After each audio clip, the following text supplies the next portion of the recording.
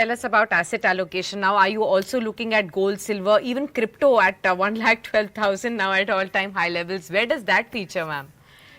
So we always have some allocation to gold and sometimes to silver also, except that it cannot be a very big chunk of your Yeah. assets.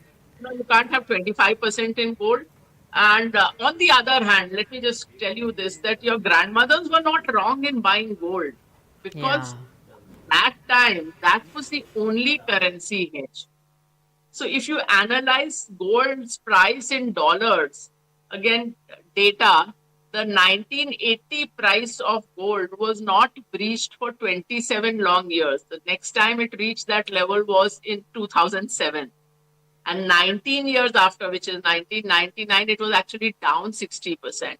So gold, if you look at the data in dollar terms, has been more volatile than equities. After that, also next week, again 40% fall. So that's the nature of gold. The chart in rupees looks good because it's essentially a rupee depreciation chart. So that's why your grandmothers were right in buying gold, because at that time you could not invest overseas. You could not invest in overseas markets. So gold was your only currency hedge.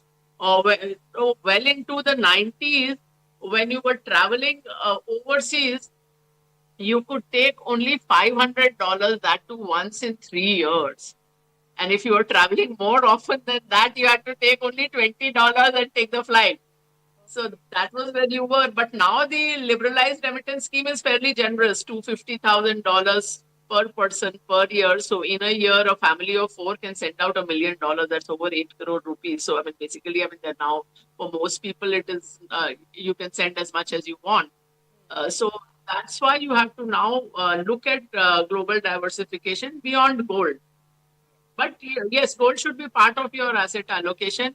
Crypto at times can be a part of your asset allocation, but we've had it not directly holding crypto, but crypto related assets, and but only up to 2-3% of the portfolio is the maximum I think we have ever gone, because it's a highly volatile asset, highly volatile. So even in the past, I had written, this is in 2021 when there was a boom, that if you look at the history of crypto, there have been multiple times when there have been 70 to 85% drawdowns from the top.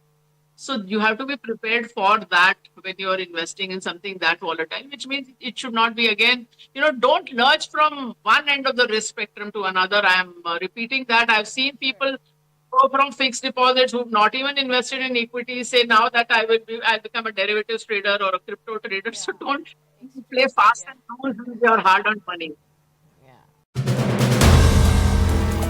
If you like the video, do like, comment, share and subscribe.